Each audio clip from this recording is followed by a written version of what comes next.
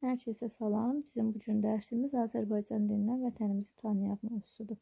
Gəlin baxaq. Azərbaycan xəritəsi üzərində verilən şəkilləri adlandırmalı, Azərbaycanın bölgələri barədə danışın.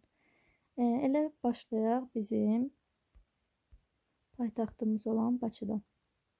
Bakıda görürsünüz hansı şəkil təsvir olunub. Bu bizim Qız qalamızdır. Şamaxı rəsədxanası ilə məşhurdur. Rəsədxanada göy cisimlərini izləmək olar. Quba almaları ilə məşhurdur. Quba ətrafında Qusar var ki, Qusar da Şahdağı ilə. Göyçay almaları ilə. Gəncə Nizami məqbərəsi ilə. Nizami bizim məşhur şairimiz Nizami Gəncəvidir. Gəncə onun vətəni olub. Zaqatala dağ keçiləri ilə. Qazax sazı ilə. Şəmkir üzümü ilə. Ağdam atları ilə. Şuşa xarı bülbülü, Cəbrayıl isə Xudafərin körpüsü ilə məşhurdur. Biz bilirik ki, Ağdam, Şuşa, Cəbrayıl Qarabağın rayonları, şəhərləridir. Naxçıvan duzu ilə, Ordubad çərəzləri ilə məşhurdur. Baxaq, burada Sabirabad var. Sabirabad qarpızı ilə, İmişli pambığı ilə, Salyan balıqları ilə məşhurdur. Lənkəran bizim cənub zonamızdır. Cənub zonasına həm də Masallı, Cəlilabad, Lerik daxildir. Lənkəran da limonu ilə məşhurdur. Yəni keçək digər tapşırığımıza. Şeiri oxuyun, tanış olmayan sözləri dəftərinizdə qeyd edin. Tanış olmayan sözlər bizə söz bağçasında verilib. Baxaq, oba kənd kimi bir yer hesab olunur. Hətta kənddən də balaca olur. Oymaq, yaylaq, hər ikisi elə eyni məna verir. Hər ikisi də sərin, otlaq sahədir. Burada maldarlar mal heyvanlarını otarmaq üçün gətirib saxlaya bilirlər. Şöhrət məşhur deməkdir. Cığır dar yoldur. Əsasən insanların gedib gəlməsi ilə yaranır. Çeşmə isə təbii yer altından çıxan təbii su qaynağıdır. Deməli, şeirdə hansı meyvənin adı çəkilmir? Gəlin baxaq, hələ hansı meyvəmizin adı çəkilməyib.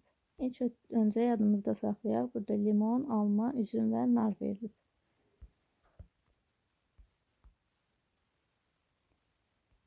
Baxaq hələ.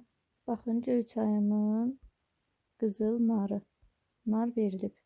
Daha sonra gül yalağlı almaları. Almamız da verilib. Limonların rəngi sarı. Limonumuz da verilib. Yerdə hansı qaldı? Təbii ki, üzüm. Üzümün adı verilməyibmiş. Biz də burada üzümü seçirik. Şeirdən yer adlarını seçin. Onların ilk hərfinə diqqət edin. Dəftərinizdə əlifba sırası ilə yazın. Gəlin şeirə baxmazdan əvvəl yer adlarının yazılışı ilə bağlı danışaq. Bilirik ki, dilimizdə bir neçə yer mənasını bildirən sözləri var. Şəhər, göl, dağ və s. Və bunların hər birinin də özünün xüsusi adları var. Məsələn, Bakı şəhəri, baxın burada verib Kəpəz dağı, Göygöl, Göygöl gölü. Bunların hər biri yer adları mütləq böyük hərflə yazılmalıdır. Cümlənin harasında gəlirsə gəlsin, mütləq böyük hərflə yazılmalıdır. Gəlin indi şeirimizdən yer adlarını tapaq.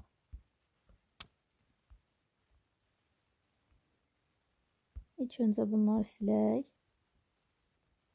Yer adlarımız hansılardır? Astara, Lənkəran, Göyçay, Quba, Qusar, Xaçmaz, Şuşa, başqa yoxdur. Bizdən istəyir ki, bunların baş hərflərinə uyğun əlifba sırası ilə yazaq. İlk öncə hansı gələr? A hərfi ilə olan Astara. Sonra burada Göyçayımız var. Göyçay ikinci olar. G hərfi. Daha sonra X var burada. Üçüncü X gələr. Xaçmaz. Quba, Qusar hər ikisi G ilə başlayır. 4-5 də yaza bilərik buna. Elə 4-5 yazaq. Amma hər ikisinə bərabər 4 də yazmaq olar. Daha sonra nəyimiz var burada? Lənkəran var. L hərfi 6-cı. Şuşa, bu da 7-ci oldu. Şey hərfi. Keçək digər tapşırıqlarımıza. Azərbaycan şeirinə əsasən mavi rəngli boşluqlara yer adları əlavə etməklə cümlələri köçürün. Astara və Hara limonu ilə məşhur idi. Lənkəran. Burada yerləşməyəcək, ona görə baş hərfini yazdım. L hərfi, Lənkəran. Narın vətəni haraydı? Göyçay. İsa bulağı hansı yaylaqda yerləşirdi? Şuşa yaylağında. Quba və hansı rayonlar almaları ilə şöhrət qazanıb? Quba, Qusar və Xaçmaz. Yaşadığınız yerlə bağlı araşdırma aparıb təqdimat hazırlayın. Araşdırma zamanı bu suallara cavab tapın. Deməli, siz bir təqdimat hazırlayacaqsınız. Təqdimatı hazırlayarkən də burada verilən suallara diqqət edəcəksiniz və onları cavablandıraraq hazırlayacaqsınız. Məsələn, yaşadığınız yerdə çay, göl, dağlarmı, hansı abidələri ilə məşhurdur, hansı məhsulu ilə məşhurdur, tanınmış şəxsləri olubmu, kimlərdir, bunlar haqqında məlumat verəcəksiniz. Azərbaycanın hansı dövlət rəmzləri var? Şəkilə baxın, sizcə şagirdlər nə ifadə edirlər? Azərbaycan hansı dövlət rəmzləri var? Bayraq, gerb və himn. Bunlar bizim dövlət rəmzlərimizdir. Şəkildə isə himnimizi söyləyirlər. Bunu hardan bilə bilərik? Hər biri ayaq üstədir və əlləri də ürəklərinin üzərindədir. Demək, söz boğçasında bizə tanış olmayan sözlər verilib. Gözümün işığı daha çox əzizləmək mənasına, nəvaziş göstərmək mənasına çox sevdiyimiz insanlara deyirik. Üzüyün qaşı, baxın burada elə şəkildə də var. Bu bizim üzüyümüzdür. Üzərində olan isə üzüyün qaşıdır. Təsəlli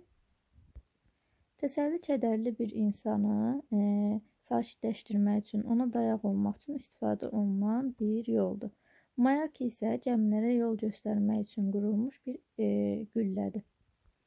Baxın, burada sözlərin doğru və yanlış yazılışı da göstərilib. Burada diqqət edərsiniz.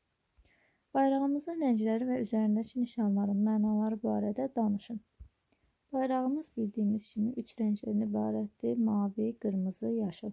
Mavi bizim türkçülüyümüzü, qırmızı müasirliyimizi, yaşıl isə İslam dininə mənsubluğumuzu ifadə edir.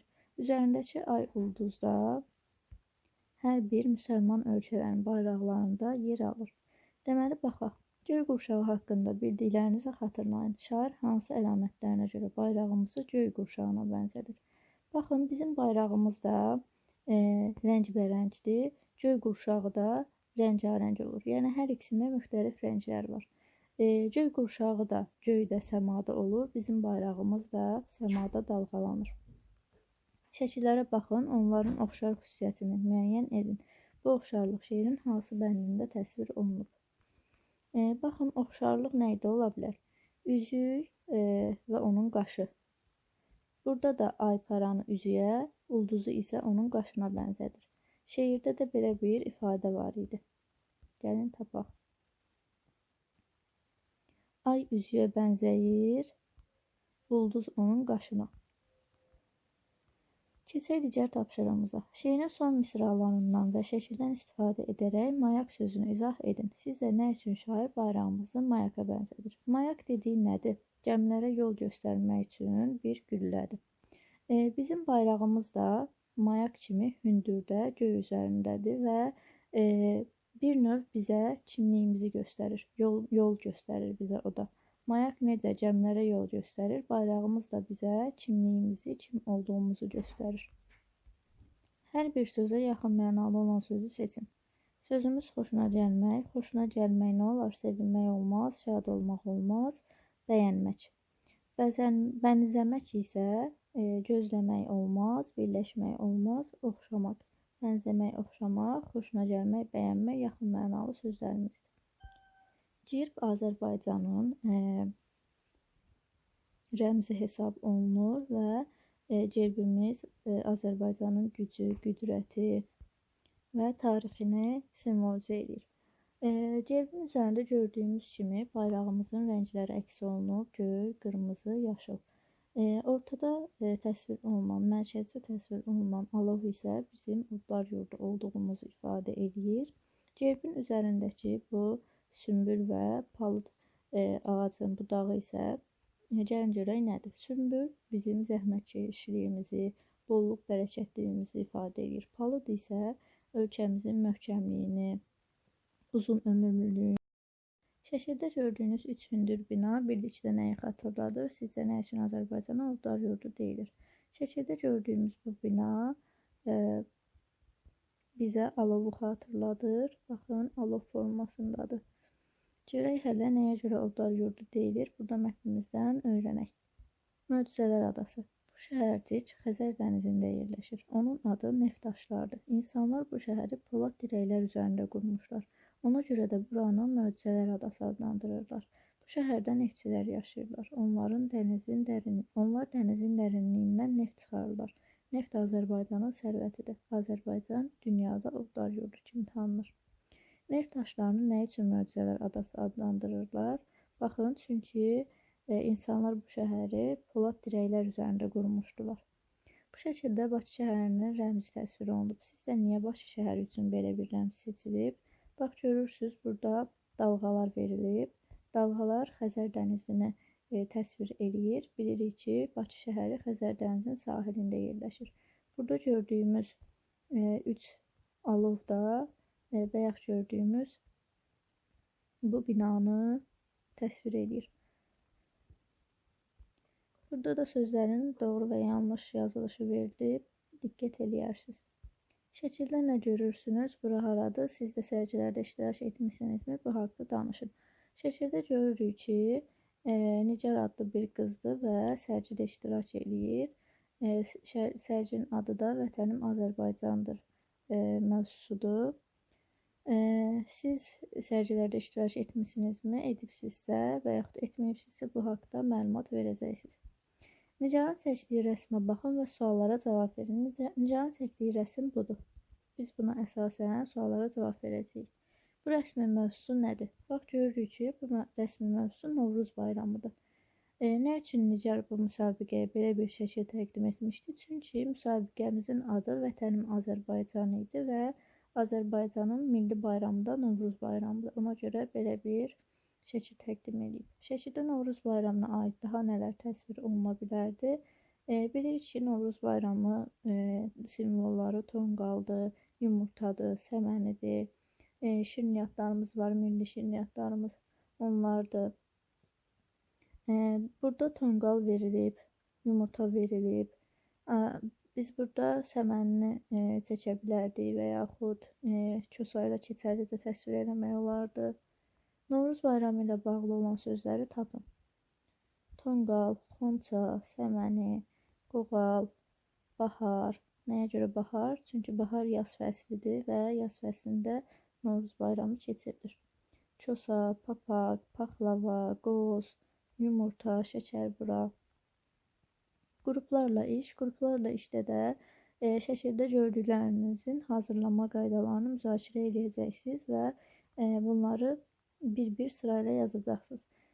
Təlimat hazırlayın deyir. Təlimat da burada verilib nə deməkdir? Təlimatda hər hansı əşyanı hazırlamaq üçün qaydalar göstərir və görüləcək işlər ardıcıllıqla sadalanır və nömrələnir. Məsələn, yumurta. Necə olur bu?